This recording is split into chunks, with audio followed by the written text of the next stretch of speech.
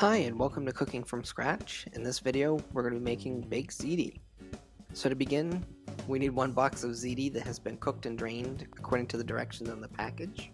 I like to cook my pasta so it's al dente. It will cook a little bit more and absorb some of the sauce during the baking process, so it's okay for them to be slightly undercooked during the boiling process.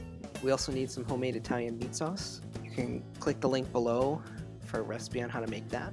And then I'm going to combine our cooked ziti and our meat sauce.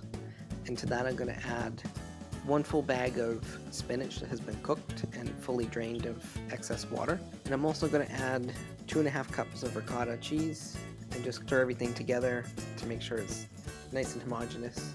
And then I'm going to pour this into a 9x13 glass pan, and I'm going to sprinkle the top with some mozzarella cheese, and we'll bake it for 20 minutes at 350 degrees until the cheese is nice and bubbly on top. And here's the finished product, baked ziti. If you like this video, remember to like and subscribe for more content like this.